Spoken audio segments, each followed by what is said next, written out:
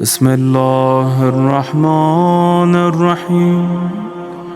السلام عليك يا أبا عبد الله، السلام عليك يا ابن رسول الله، السلام عليك يا خيرة الله وابن خيرته، السلام عليك يا ابن أمير المؤمنين وابن سيد الوصيين، السلام عليك يا ابن فاطمة سيدة نساء العالمين، السلام عليك يا ثار الله وابن ثاره والوتر الموتور، السلام عليك وعلى الأرواح التي حلت بفنائك، عليكم مني جميعا سلام الله أبدا ما بقيت وبقي الليل والنهار.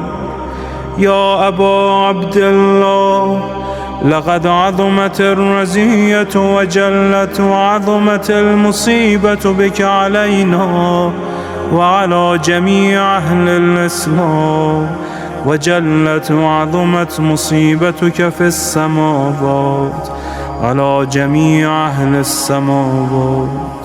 فلعن الله أمة أسست أساس الظلم والجور عليكم أهل البيت، ولعن الله أمة دفعتكم عن مقامكم وأزالتكم عن مراتبكم التي رتبكم الله فيها، ولعن الله أمة قتلتكم، ولعن الله الممهدين لهم بالتمكين من قتالكم. برئت إلى الله وإليكم منهم ومن أشياعهم وأتباعهم وأوليائهم. يا أبا عبد الله، إني سلم لمن سالمكم وحرب لمن حاربكم إلى يوم القيامة. ولعن الله آل زياد وآل مروان، ولعن الله بني أمية قاطبة، ولعن الله ابن مرجانة، ولعن الله عمر بن سعد، ولعن الله شمرا، ولعن الله أمة أسرجت وألجمت وتنقبت لقتالك. بأبي أنت وأمي، لقد عظم مصائبك، فأسأل الله الذي أكرم مقامك وأكرمني بك أن يرزقني طلب ثارك مع إمام منصور من أهل بيت محمد صلى الله عليه وآله. اللهم اجعلني عندك وجيها بالحسين عليه السلام في الدنيا والآخرة. يا أبا عبد الله، إني أتقرب إلى الله وإلى رسوله وإلى أمير المؤمنين وإلى فاطمة وإلى الحسن وإليك بمضالاتك وبالبراءة ممن قاتلك ونسب لك الحرب، وبالبراءة ممن أسس أساس الظلم والجور عليكم. وأبرأ إلى الله وإلى رسوله ممن أسس أساس ذلك وبنى عليه بنيانا وجرى في ظلمه وجوره عليكم وعلى أشيائكم. برئت إلى الله وإليكم منهم، وتقرب إلى الله ثم إليكم بمضالاتكم ومضالاة وليكم، وبالبراءة من أعدائكم والناصبين لكم الحرب، وبالبراءة من أشيائهم وأتباعهم. إني سلم لمن سالمكم، وحرب لمن حاربكم، وولي لمن والاكم، وعدو لمن عاداكم. فأسأل الله الذي يكرمني بمعرفتكم ومعرفة أوليائكم، ورزقني البراءة من أعدائكم، أن يجعلني معكم في الدنيا والآخرة، وأن يثبت لي عندكم قدم صدق في الدنيا والآخرة. وأسأله أن يبلغني المقام المحمود لكم عند الله، وأن يرزقني طلب ثاري مع إمام هدى ظاهر ناطق بالحق منكم.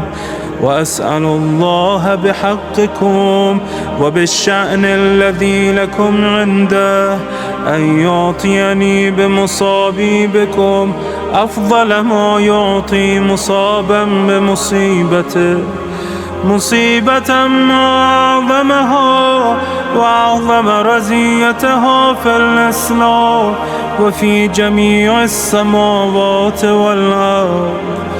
اللهم اجعلني في مقامي هذا ممن تناله منك صلوات ورحمة ومغفرة. اللهم اجعل محياي محيا محمد وآل محمد، ومماتي ممات محمد وآل محمد.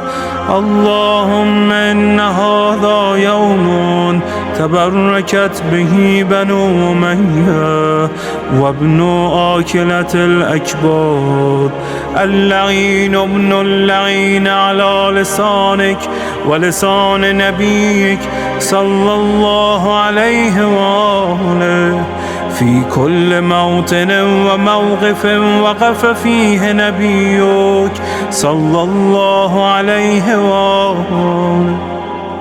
اللهم لعن أبا سفيان ومعاوية ويزيد بن معاوية، عليهم منك اللعنة أبد الآبدين. وهذا يوم فرحت به آل زياد وآل مرهاد بقتلهم الحسين صلوات الله عليه. اللهم فضاعف عليهم اللعن منك والعذاب الأليم. اللهم إني أتقرب إليك في هذا اليوم وفي موقفي هذا وأيام حياتي بالبراءة منهم واللعنة عليهم، وبالموالاة لنبيك وآل نبيك عليه وعليهم السلام. اللهم لعن أول ظالم ظلم حق محمد وآل محمد، وآخر تابع له على ذلك. اللهم لعن العصابة التي جاهدت الحسين وشايعت وبايعت وتابعت على قتله. اللهم لعنهم جميعا.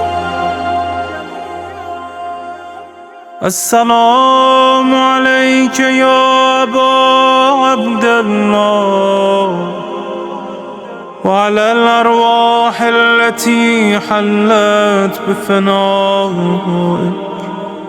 عليك مني سلام الله أبدا ما بقيت وبقي الليل والنهار، ولا جعله الله آخر العهد مني لزيارتكم.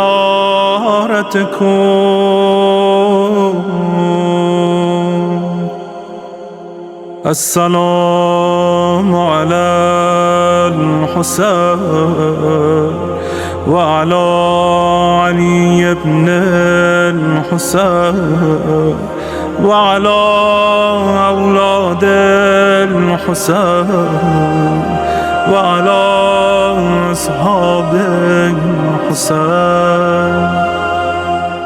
اللهم خص أنت أول ظالم باللعن مني، وابدأ به أولا، ثم العن الثاني والثالث والرابع. اللهم العن يزيد خامسا، والعن عبيد الله بن زياد وابن مرجانة وعمر بن سعد وشمرة وآل أبي سفيان وآل زياد وآل مروان إلى يوم القيامة. اللهم لك الحمد حمد الشاكرين لك على مصابهم. الحمد لله على عظيم رزيتي.